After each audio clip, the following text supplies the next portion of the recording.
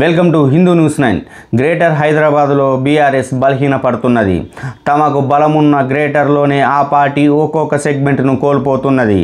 2023 assembly ఎన్నికల్లో ఓటమి పాలై అధికారాన్ని కోల్పోయిన బీఆర్ఎస్ గ్రేటర్ హైదరాబాద్లో మాత్రం 16 సీట్లు గెలుచుకుంది. అయితే ఆ తర్వాత జరిగిన 2 ఉప ఎన్నికల్లోనూ సిట్టింగ్ సీట్లను పోగొట్టుకుంది. ఈ 2 సీట్లను అధికార పార్టీ కాంగ్రెస్ గెలుచుకుని గ్రేటర్ హైదరాబాద్లో తన పట్టును పెంచుకుంటుంది. కాంగ్రెస్ బీఆర్ఎస్ ఎమ్మెల్యే లాస్యన్ నందిత యాక్సిడెంట్లో మరణించడంతో 2024 జూన్లో కంటోన్మెంట్ నియోజకవర్గానికి ఉప ఎన్నిక వచ్చింది.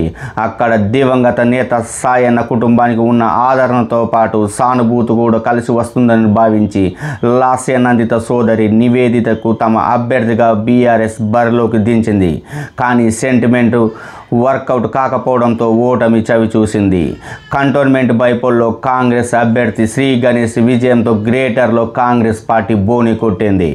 ఇక బీఆర్ఎస్ ఎమ్మెల్యే మాగంటి గోపీనాథ్ మరణంతో జూబ్లీ హిల్స్ ఉప ఎన్నిక వచ్చింది. ఇక్కడ కూడా సెంటిమెంట్ వర్కౌట్ అవుతుందని భావించి మాగంటి గోపీనాథ్ భార్య సునీతను బీఆర్ఎస్లో బరిలో దించింది. కానీ సేమ్ కంటోన్మెంట్ సీన్ ఇక్కడ రిపీట్ అయింది. కాంగ్రెస్ అభ్యర్థి నవీన్ యాదవ్ 25,000 భారీ మెజార్టీతో గెలిచారు. దీంతో గ్రేటర్లో కాంగ్రెస్ బలం 2 సీట్లకు పెరిగింది. మరోవైపు బీఆర్ఎస్ రెండిట్లోనూ 2 సీట్లను కోల్పోయింది. జూబ్లీ హిల్స్ బైపోలు విషయంలో బీఆర్ఎస్ కొంత ఓవర్ కాన్ఫిడెన్స్ ప్రదర్శించిన వాదనలు కూడా ఉన్నాయి. ఆ పార్టీ గ్రేటర్ పరిధిలో పెద్ద సంఖ్యలోనే ఎమ్మెల్యేలు ఉన్నారు. కానీ జూబ్లీ హిల్స్ ప్రచారానికి చాలామంది దూరంగా ఉన్నారు.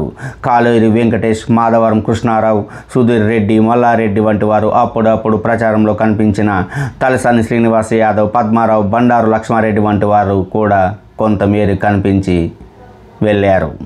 తన తండ్రి మరణించడంతో ఎమ్మెల్యే హరీష్ రావు కొన్ని రోజులు ప్రచారానికి దూరంగా ఉన్నారు. మరోవైపు బీఆర్ఎస్ పెద్దల విధానాలు నచ్చక పలువురు ఎమ్మెల్యేలు పార్టీకి దూరంగా ఉంటున్నారు. రాజేంద్రనగర్, శేర్లింగంపల్లి, ఖైరతాబాద్, పటాన్ చెరువు ఎమ్మెల్యేలు పార్టీ కార్యకలాపాల్లో పాలు పంచుకోవడం లేదు. మొత్తానికి గ్రేటర్ పరిధిలో అత్యధిక సంఖ్యలో బీఆర్ఎస్ ఎమ్మెల్యేలు ఉన్నప్పటికీ పార్టీని గెలిపించుకోవడంలో వాళ్ళు విఫలమయ్యారని విమర్శలు ఉన్నాయి. జూబ్లీ హిల్స్ బైపోల్లో ఖచ్చితంగా గెలుస్తామని బీఆర్ఎస్ క్యాడర్ మొదటి నుంచి అనుకున్నది. ఎన్నికల ప్రచారం మొదలైనప్పటి నుంచి గెలుపు తమదే అన్న ధీమాలో బీఆర్ఎస్ నేతలు ఉన్నారు. ఆ పార్టీ వర్కింగ్ ప్రెసిడెంట్ కేటీఆర్ నియోజకవర్గం అంతా తిరిగి ప్రచారం చేశారు. ఈ నెల 14న తర్వాత తెలంగాణలో రాజకీయ తుఫాను రాబోతుందని, 500 రోజుల్లో బీఆర్ఎస్ అధికారంలోకి వస్తుందని ప్రకటనలు చేశారు కేసీఆర్. జూబ్లీ హిల్స్లో బీఆర్ఎస్ అభ్యర్థి సునీత సానుభూతి ఓట్లు పడతాయని ఆ పార్టీ నేతలు భావించారు. కానీ అలా జరగలేదు. ఓటర్లు కాంగ్రెస్ వైపే మొగ్గు చూపారు. దీంతో ఓటమి ఎదురుకావడంతో బీఆర్ఎస్ నేతలు నైరాశ్యంలో మునిగిపోయారు. గ్రేటర్ హైదరాబాద్లోని ఆంధ్ర ఓటు బ్యాంక్ అంతా ఒకప్పుడు బీఆర్ఎస్ వైపు ఉండేది.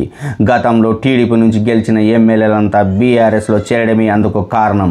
అయితే ఇప్పుడు పరిస్థితి మారిపోయిందని రాజకీయ విశ్లేషకులు అంటున్నారు.